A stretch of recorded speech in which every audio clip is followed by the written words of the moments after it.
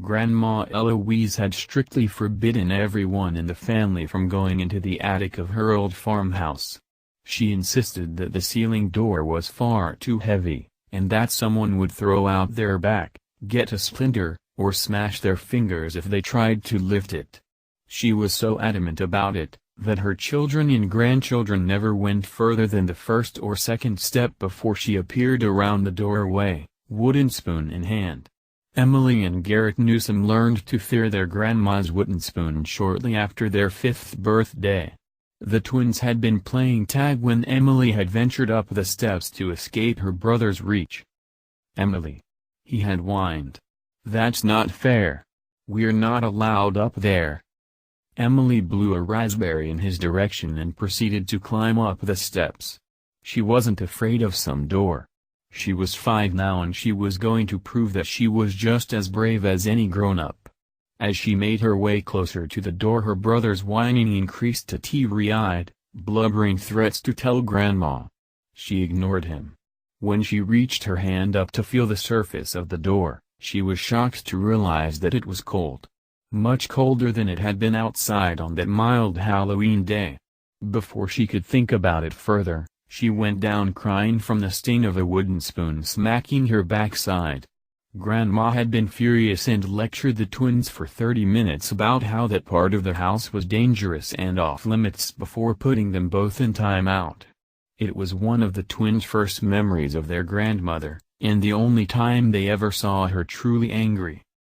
19 years to the day later and the twins found themselves staring up at the mysterious door. It had once been a pristine white, but time and neglect had aged it into a peeling gray. The cobwebs of long-legged attic spiders had been woven over much of it, making it sticky to the touch. The twins shuddered. Neither one of them was a fan of spiders, but Garrett decided to put on a brave face and placed both hands on the door. He cringed inside at the feel of the thin spider silk clinging to his flesh.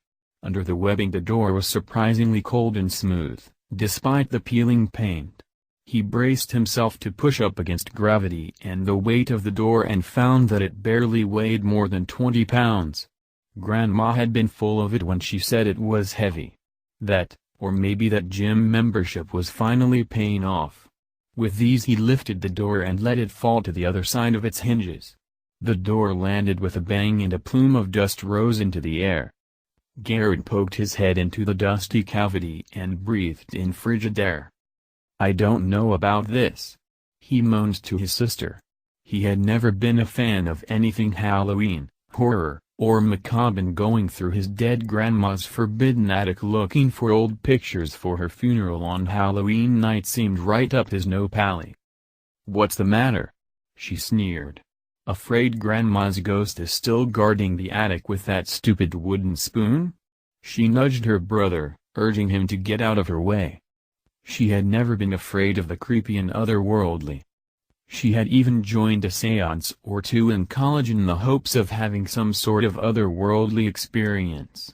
Nothing ever came from them other than a girl getting so scared she peed herself at one and Emily hooking up with some frat boy at the other. Since then, Emily had decided that ghosts were nothing but a hoax, and the scariest thing you could get from trying to summon them was freshmen freaking out over a draft. When Garrett didn't budge, she glared at him. "You're afraid of make-believe ghosts and ghouls, aren't you?" "No. It's not that," he lied. "It's just the attic feels freakishly cold. I'm worried that there's a hole around here letting cold air in, you know? And you know what else comes through holes in houses? Raccoons. Damned raccoons. You know how much I hate those damn trash pandas ever since the dumpster fire incident. The one where Frank Mizzino ended up having to get his eye removed because a flaming raccoon ran out and scratched the shit out of his face. They could be nested right under your nose, and you don't see them until they're right there biting your face off." His sister rolled her eyes and cocked a hip. She remembered how the dumpster fire incident had messed with her brother, but she knew a lie when she heard it. "Fine," she huffed. "How about you go look through Grandma's library and I'll fight the raccoons for whatever Grandma hid up here. Sound good?" The waves of cold chills running down Garrett's spine almost had him racing to do just as his sister suggested. If she wanted to provoke whatever was up here, she could be his guest. He didn't want anything to do with it. Not one thing. And yet... "No. It's fine," he said, holding a surprisingly steady voice. His pride wouldn't let him back down. He made his way up the last of the steps before helping his sister into the dark, frigid space. Emily cracked a joke about how Grandma Eloise was probably doing barrel rolls at the funeral home now that they were in the attic. Garrett managed a small scoff. The idea was kind of funny. The attic space was old and dusty but had a surprisingly sturdy floor. Cobwebs draped the A-frame rafters, making the place feel like a Halloween display. Fitting for the time of year. The single, octagonal window had been boarded up to keep out bats, and only wisps of light from the moon trickled through. Emily flicked on her phone light and they began their search. Garrett came across an old oak chest draped with a crocheted doily. The hinges creaked as he opened the lid. Inside he found some of Grandma's old cookbooks, a ton of Christmas cards, and a bunch of newspaper clippings with various family members being recognized over the years. Digging further down, he found several faded vintage photos. In one he recognized the man and woman as younger versions of his great-grandparents. They looked happier than in the other photos he had seen. Sitting on their laps he saw two little, curly-haired girls. He figured one was Grandma Eloise, but he didn't know who the other one was. She looked like her twin, but Grandma Eloise had never mentioned having a sister, so maybe it was a cousin. Their family had been notorious for strong family resemblances. He decided that it would work for the funeral. Picking it up, he found another family photo of the four taken a few years later. Great-grandpa William had grown his signature handlebar mustache and the girls looked older. Everyone had a solemn expression on their face. Garrett gasped. "What's the matter? You find your trash, Panda?" Emily snickered. "No. Not quite." Garrett's head was reeling. I think I found a morning portrait." "So, like, taken at sunrise?" Garrett gave her a frown. "No. A morning portrait. Like, morning. You know, what we'll be doing tomorrow at Grandma's showing." "Oh, that morning. Gotcha." She sat down the dolphin snow globe that she had been examining. "What's a morning portrait?" "It's an old-timey tradition where families would pose with the corpse of their loved one for one last photograph." Emily came over to examine the picture. "Whoa. Who's the second girl?" "I'm not sure. I thought it may have been a cousin. But now I'm thinking Grandma had a twin sister who died young. Look at this photo. See how the one girl is clear, but everyone else is blurry?" "Yeah. Back then everyone came out blurry because in the time it took for the photo to process, people moved, they breathed, they blinked. Only a corpse comes out clear." Emily squinted at the image. "Then why is that doll blurry?" She pointed to the dead twin. In the corpse's hands sat the fuzzy image of a doll with black hair and light eyes that looked directly at the camera, like it was trying to warn them. Garrett quickly stuffed the picture under the earlier one and shrugged. "No clue. Maybe the doll started slipping since it wasn't really being held." Emily nodded and went back to looking through knickknacks. A few minutes later Garrett jumped, smacked his head off one of the ceiling beams, and cursed when a music box began playing. "Damn it, Emily. Give me a warning before you decide to start playing freaking creepy music from one of those trinkets." Emily stared at him wide-eyed. "You mean it wasn't you?" She moved her phone around to find a small music box with a tiny ballerina turning on her post. The ballerina's face appeared to have been filed off. Round and round the faceless dancer spun until her outstretched arm pointed in the direction of a chair covered in a yellow lace wedding dress. Emily took it off to look at. Garrett gaped and saw the doll from the photo sitting on the chair, She was bound with a rope around her body and a gag in her mouth. She was no bigger than a baby. Her face was an incredibly pale shade of porcelain, with dark circles under her eyes. Those creepy light eyes from the photo turned out to be a glassy blue that felt like they were piercing Garrett's soul. Her hair was disheveled, and the red paint from her lips had rubbed off onto the gag. Emily unbound the doll and straightened out her ruffled dress. She found a bracelet around her neck inscribed with a name. "Lucy," she read. "Do you think this was Grandma's sister's name?" Garrett didn't answer his sister. He was too busy staring at the doll. He could have sworn her face had changed in the time it took him to blink. The paint was no longer smudged around her mouth and her painted eyebrows were drawn in a look of concern. In the next blink of his eyelids, the doll's glass eyes changed from staring at him to staring at the far wall of the attic. Just then, a sound like dog nails clicking on floor tiles started coming from the edges of the attic. "What's that?" his sister squeaked, clutching the doll closer.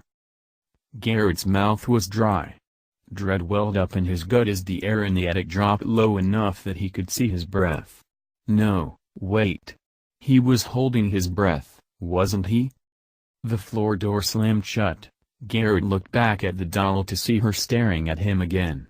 Bloody tears streamed down her face and she wore a look of horror and apology a second before Emily's phone died. The clicking of the nails stopped as the twins grabbed a hold of each other. "Garrett?" his sister squeaked. "Please tell me this is some sort of joke. Some sort of prank to get me to think ghosts are real." He clutched his sister tighter, the doll forgotten between them. "Only if you tell me first." Demonic laughing like nails on slate filled the air from all around. The twins tried to cover their ears, but it did no good. Shadows darker than the blackest night rose from the edges of the room, first amorphous, and then taking on twisted shapes. The music box started playing in loud, echoing notes as the shadowy creatures began to sing. Poor little Lucy, bound and gagged in fear. Now she's free to be our cheer. Dear little Lucy, with the purest heart. She can't save a snitch in a tart. Dumb little Lucy, think she'll bloody cry. All because her friends are gonna die. With the last line of the cacophony the twins could hear a small voice between them crying out, "No. Please. I can't take this anymore. Why? They don't deserve this." The demons laughed their screeching chortle once more before going silent. Garrett and Emily stood petrified, like rabbits surrounded by starving wolves. Without warning the demons howled and the twins felt the pain of their souls being shredded and torn from their bodies. Claws and fingers sliced and ripped into the very fiber of their beings, cutting the sinews of spirit that held their souls to their physical forms. The pain was like nothing the twins had ever experienced before.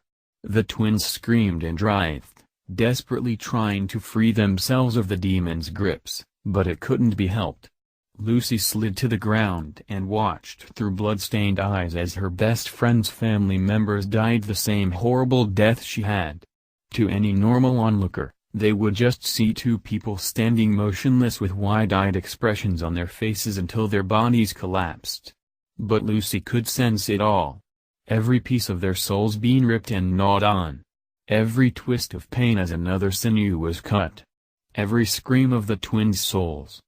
Images of when Lydia had succumbed to the demons came flooding back to Lucy's mind.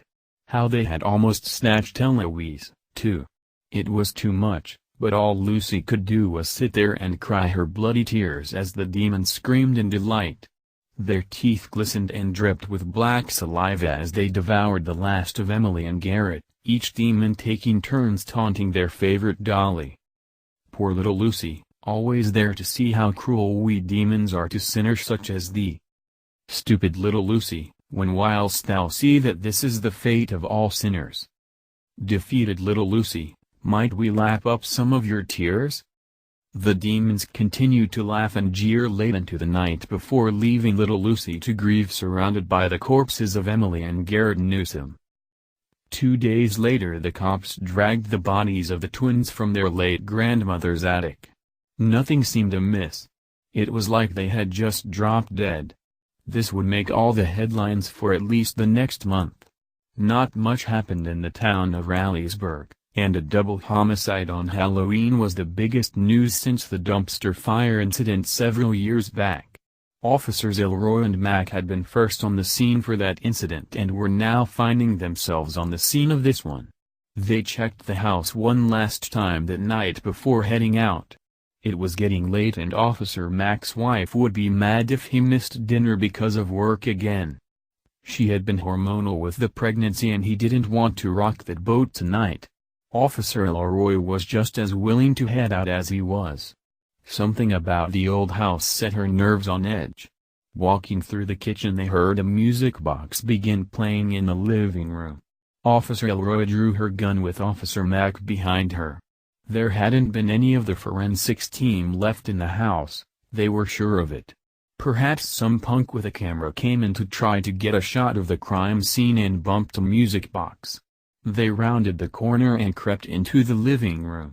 On the coffee table sat a music box with a small ballerina with a file-doll face. She stopped with her stretched out arm pointing to a doll sitting on the mantel. She hadn't been there earlier, right? Officer Elroy looked at her and then gasped. Her eyes dripped tears of blood as the room became impossibly cold and the signing began. Poor little Lucy, sitting on a shelf. Eyes streaming red as she's crying to herself. My little Lucy, this won't take too long. Soon all you'll have will be our little song. Sweet little Lucy, wouldn't hurt to fly. She can't help you, now you're gonna die.